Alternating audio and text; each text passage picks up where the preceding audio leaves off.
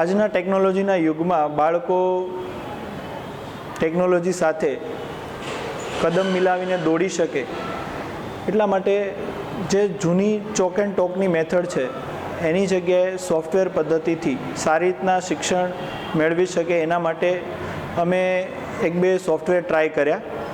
પરંતુ ઇસેન્સનો અમે આ સોફ્ટવેર લીધા પછી કે જેની અંદર ટોપ એસેસમેન્ટ અને એનિમેશન બંને અમે ટ્રાય કર્યા. છેલ્લા લગભગ 3-1 વર્ષથી અમે આ બંનેનો યુઝ કરીએ છીએ અને 10th સુધી અમે જે એનિમેશનનો યુઝ કરીએ છીએ એમાં ઓડિયો વિડીયોથી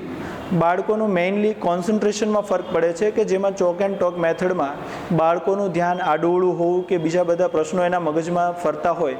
એમાં જે ઓડિયો વિડીયોમાં જે છે એમાં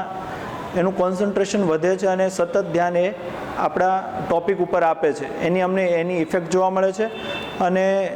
ખાસ કરીને જ્યારે એસેસમેન્ટ કરીએ છીએ ત્યારે એની અંદર એની પ્રોગ્રેસ અમને જોવા મળતી હોય છે. 11-12 સાયન્સની અંદર જે JEE અને નીટ લેવલના પ્રશ્નો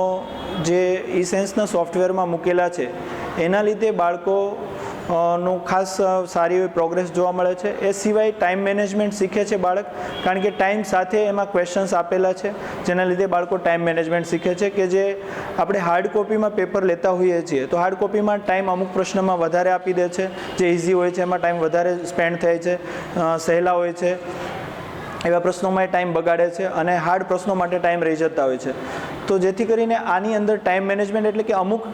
મિનિટમાં જ આ પ્રશ્નો શિફ્ટ થઈ જતા હોય છે અથવા તો પૂરા થઈ જતા હોય છે, ટાઈમ પૂરો થઈ જતો હોય છે. એવા સંજોગોમાં બાળકોનું ટાઈમ મેનેજમેન્ટ અહીંયા સારું એવું થઈ શકે છે. એટલે અમારો એક્સપિરિયન્સ, પર્સનલી મારો એક્સપિરિયન્સ અને સ્કૂલના બાળકોનો એક્સપિરિયન્સ